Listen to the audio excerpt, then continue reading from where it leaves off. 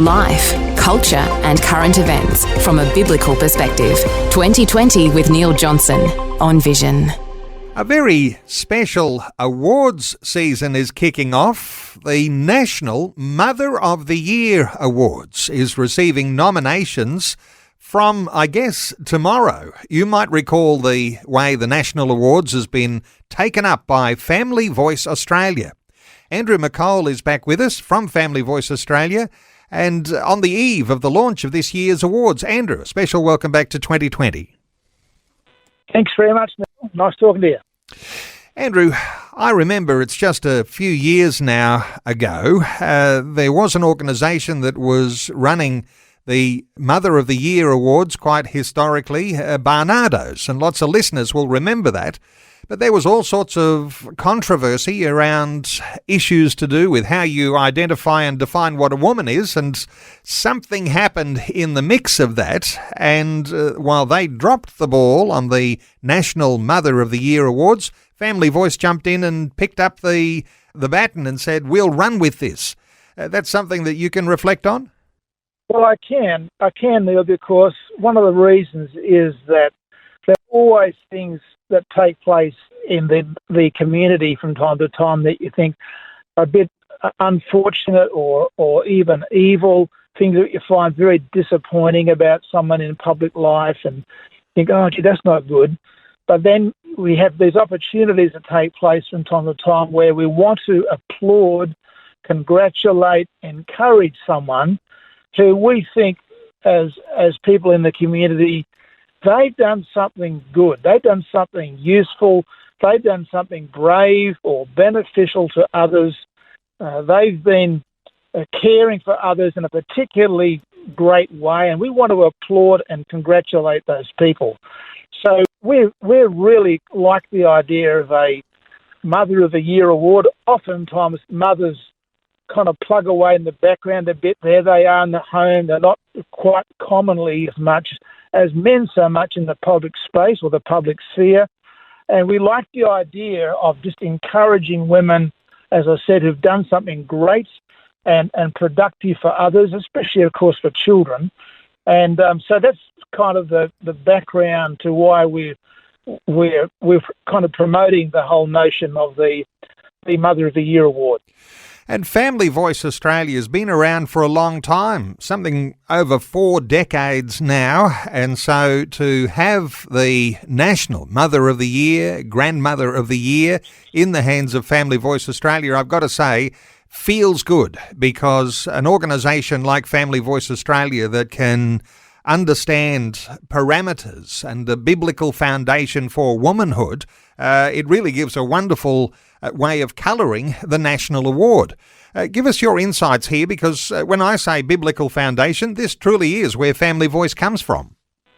Well, we hope we do. And the scripture tells us in the Philippians chapter 4, verse 8, finally, brethren, whatever is true, whatever is honourable, whatever is right, whatever is pure, whatever is lovely, whatever is of good repute, if there is any excellence, and if anything worthy of praise, dwell on these things.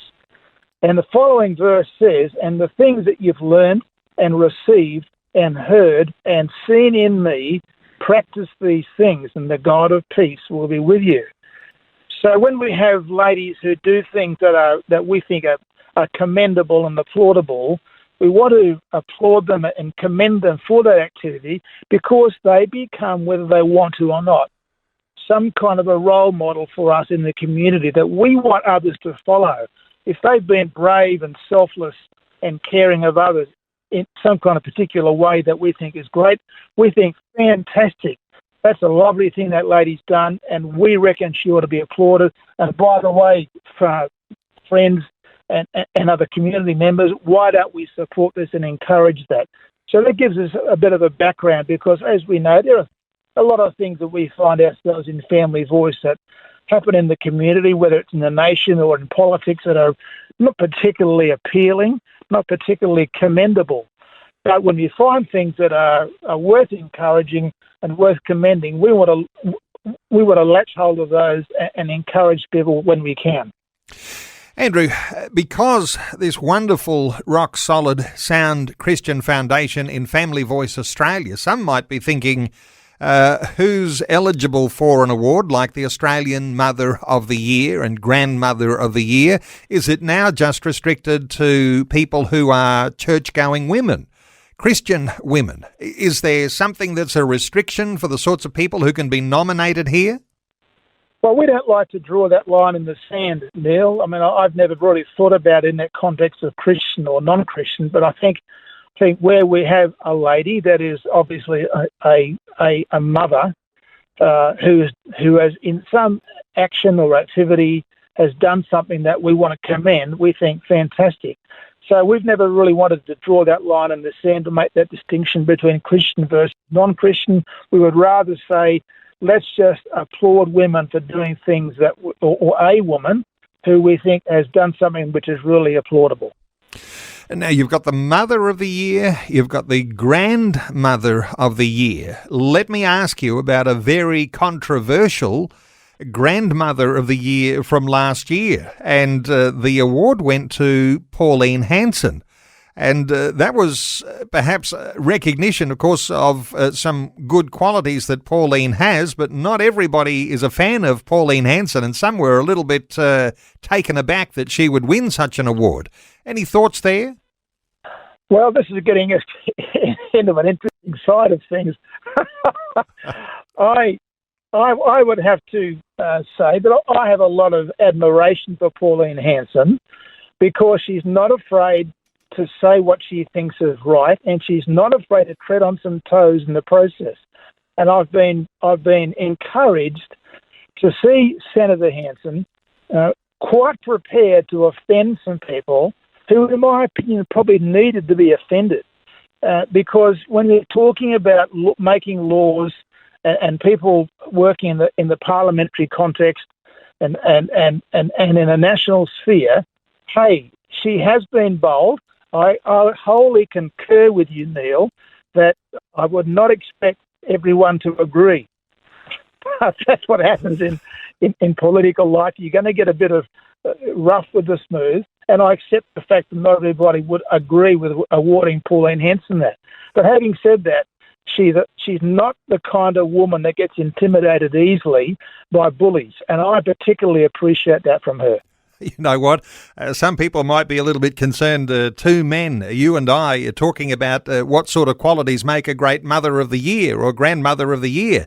But it's not necessarily for us to decide in that. Although when we come around qualities, we're not just talking about women who will be barefoot and pregnant in the home. As you identify, there's something larger than life. There's something courageous.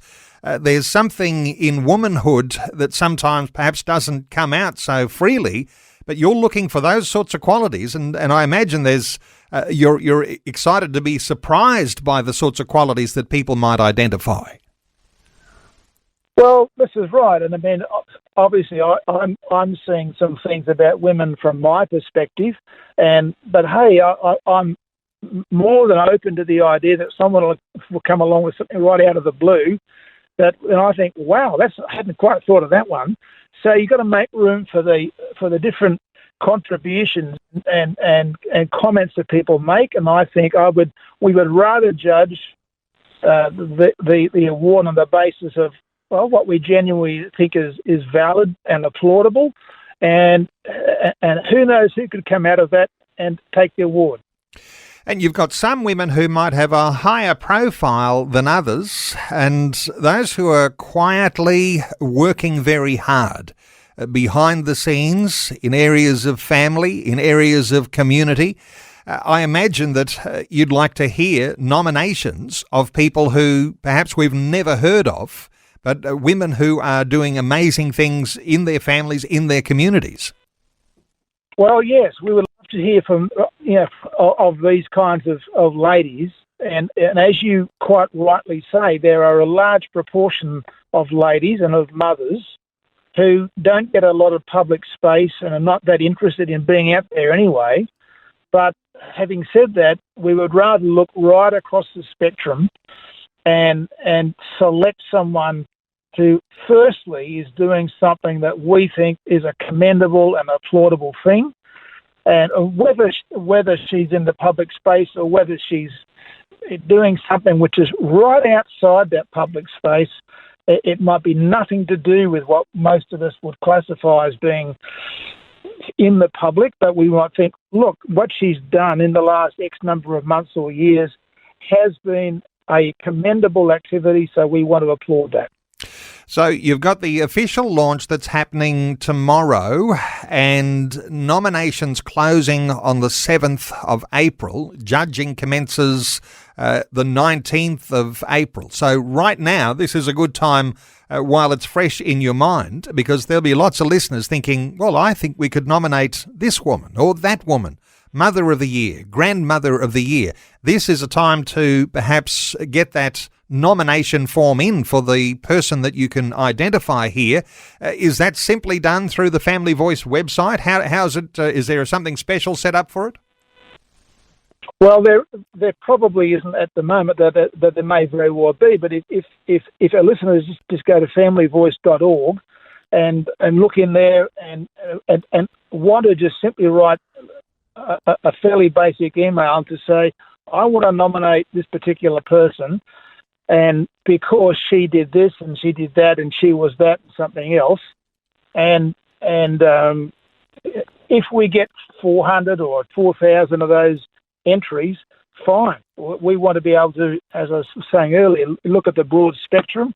So we will make a selection of those sometime. I think it's in April now, and then we can kind of announce that with Vision Radio and take it from there.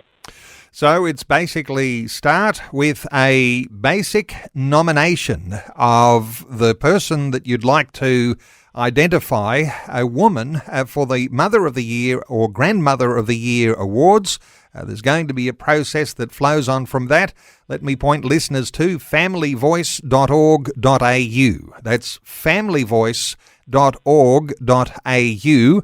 Andrew McCole, Family Voice Australia State Director for Queensland, but speaking here in a national context for what's happening with the Mother of the Year Awards. Andrew, thanks so much for your update today on 2020. Thanks very much, Neil. It's always great talking to you. Thanks for taking time to listen to this audio on demand from Vision Christian Media. To find out more about us, go to vision.org.au.